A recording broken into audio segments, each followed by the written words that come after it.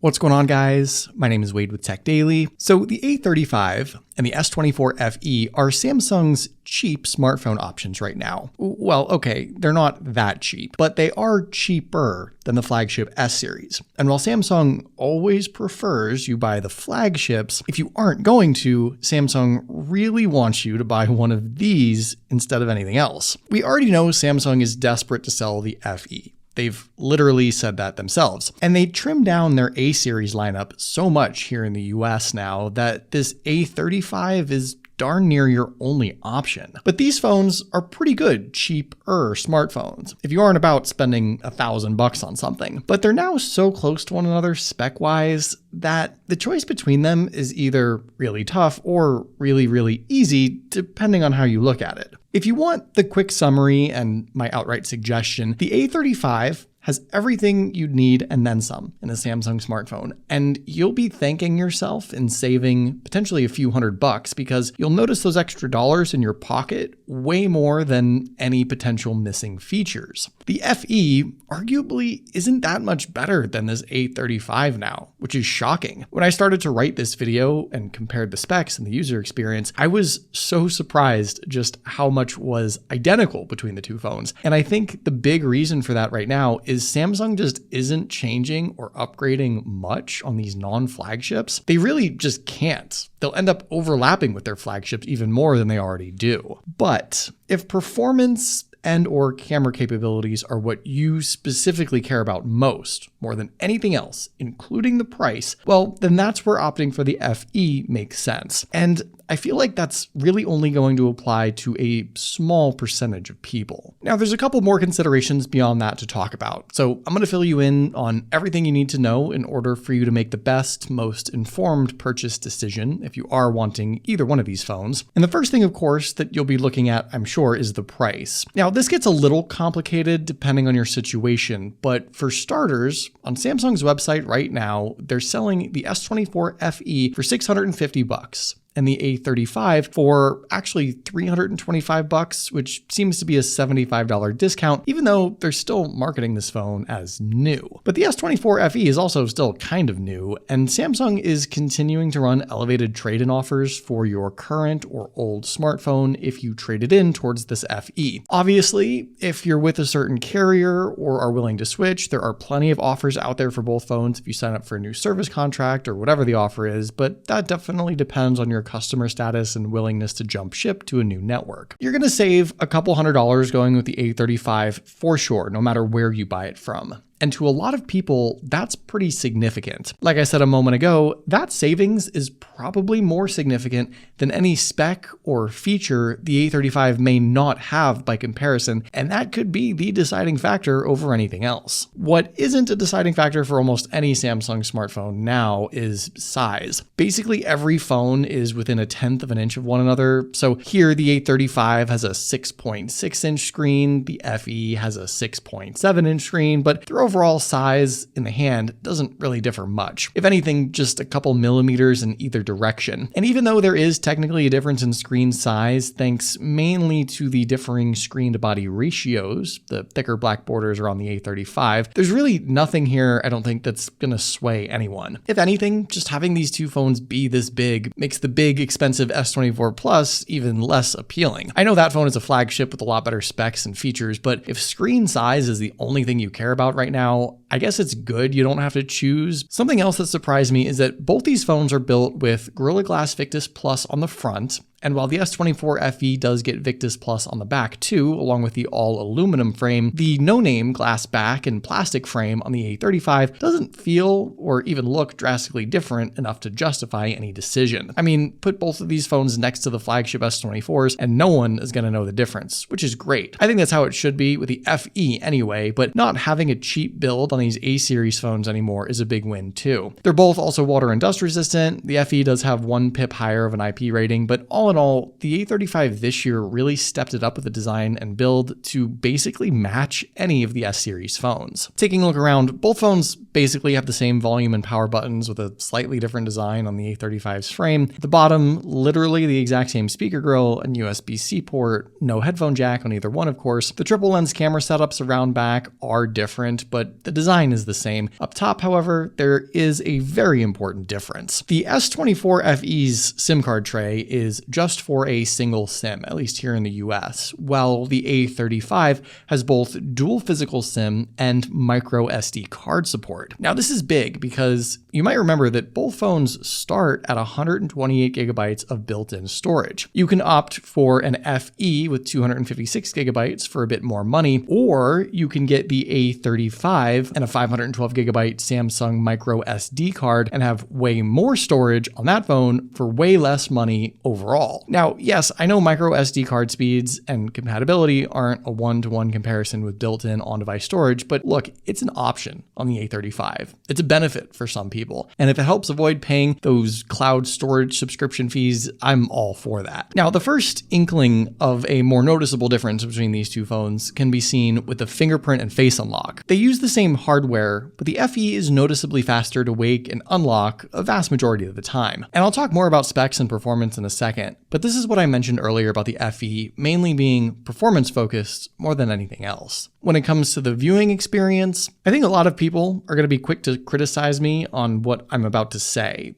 but visually, side by side, you're really not going to notice any difference between these two phones. And that's because, spec-wise, there's just not a big, huge difference between them to begin with. The 6.6-inch screen on the cheaper A35 is still a Super AMOLED 120Hz 1080p panel. The 6.7-inch screen on the S24 FE is a dynamic AMOLED 120Hz 1080p 120Hz panel. Sure, the AMOLED component is technically different, and one thing that might actually matter is the fact that the S24 FE can get a lot brighter with auto brightness enabled. It peaks at 1900 nits, while the A35 tops out at about 1000. That's only going to happen mainly during outdoor viewing when the extra auto brightness boots on. Otherwise, if you're just plopped down on your couch watching a YouTube video at 50% brightness, or you're scrolling through your social media apps or flipping through some pictures, you're just not going to see a substantial difference between these two screens. They're the same resolution, they're both the same refresh rate, the OLED panels look great on each of them. You can tweak the look a little bit too if you want. The screens on all recent non-flagship Samsung phones have, for better or for worse, been basically the same. And that's great in the case of the A35 because, once again, you can save some money and not miss much. But I think it's also an issue for Samsung themselves because if they made these screens any better, they'd be overlapping their S series. And I'm sure they don't want to do that. So I don't know what the answer is. I don't know where they go from here upgrade-wise. I just know that the viewing experience between these two phones is not really a deciding factor in my opinion. And neither is the out loud listening experience. I don't think there's much of a difference in speaker sound. I don't know of any hardware differences between the two, but have a listen and decide for yourself.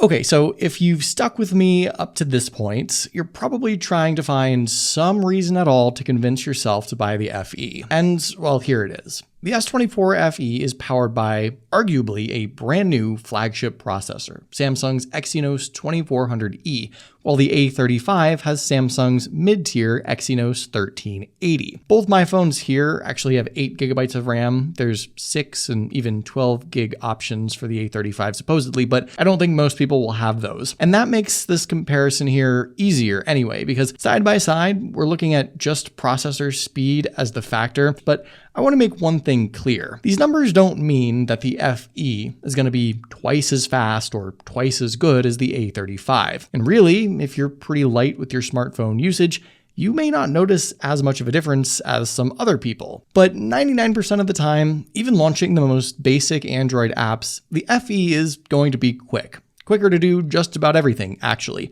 And the harder you push the phone, the more substantial of a difference you'll see. The new Exynos 2400E chip is really powerful, and it's actually been getting a bit of praise by even folks who seem to be pretty anti-Exynos in the past, which is great. For gaming and productivity, the S24 FE is going to be the clear winner. And if you just want as fast and as smooth of a user experience as possible, with that extra cushion too, if you decide to keep this phone for a few years, the FE is definitely going to be worth it for you. But it's not just the processor difference. The FE is also going to receive 7 years of Android and One UI updates, while the A35 is done at 5 years. Again, perhaps there's a longevity consideration if you like updates and you like keeping your phone for a while. And the bigger software deal right now is actually Galaxy AI. Galaxy AI and all the AI and Gemini features that go along with this is fully available on the FE. And some other new and old Samsung flagships too, but you don't get the full Galaxy AI feature set on the A35. At least not yet. It's rumored to launch with the One UI update, which hasn't hit my phone yet, but some stuff like Circle to Search is here already. And whether you're all in on AI or could care less about it, it's really the spread out software updates and lag back feature sets that should be the consideration for the A35. It's never going to be the first phone to get Android updates. It'll likely stop getting some flagship only software features in the next year or two. It's just not an S series. It's not going to be a priority for Samsung. The FE kind of sort of is an S series. It's at least been treated like one over the last couple of years with its software updates and feature launches. So if that sort of stuff is important to you, along with the fact that the FE is simply faster and more powerful, well, there you go. The choice is clear. But, and this is something I say often now, I don't know that a ton of people fully utilize or care about AI right now, and I don't know that a ton of people are interested in being the first with software updates, or even update their phone regularly at all, for that matter. So in that regard, perhaps my whole spiel didn't convince you at all. I should also mention that inside these two phones are two slightly different size batteries, 5,000 milliamp hours for the A35,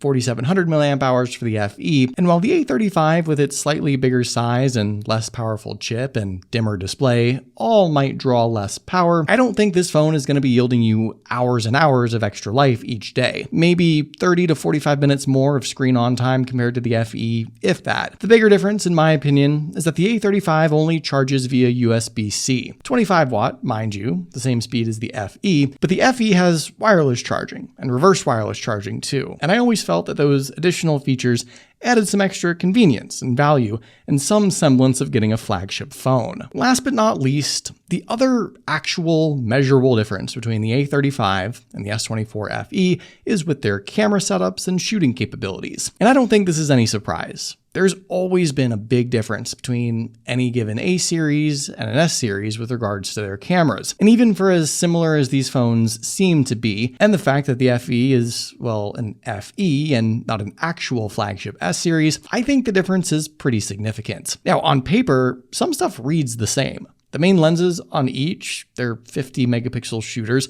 There's other specs that go along with that, but the average person will read that and simply say, well, it's the same. There's an 8 megapixel ultra wide on the A35, while the FE gets a 12 megapixel ultra wide, so there's a difference if you want to keep score. The most important bit, though, is that the third lens on the A35 is a standalone 5 megapixel macro for up-close pictures. It's not something I've valued personally. The FE, on the other hand, gets a super useful 8 megapixel telephoto with 3x optical zoom and similar up-close picture taking capabilities. The selfie cameras are also a little different. The A35 actually has 13 megapixels, while the FE is a 10 megapixel lens. And inside the camera app, some of the big stuff you'll see actually favors the FE. Like the zoom is a big one, for example. You get not just better 30x zoom for farther away viewing, but 3x optical zoom that uses the lens itself. So even zooming 3x on both phones, you'll notice the FE is a whole lot sharper. The FE can also do some crazy stuff like shoot 8K video, which even to this day, I don't think any regular person uses. And there's some other random settings and add-ons that the FE has that the A35 does not. But if you just want to know if the FE takes a better picture right from your pocket with one click of a button, the answer, I think, is a pretty firm yes. The FE is way, way closer to the current flagship lineup than any S series has ever been. And the A35 lags behind in detail, clarity, color balance, exposure, every camera buzzword you can think of. It overexposes bright shots, it loses any dark areas or shadows,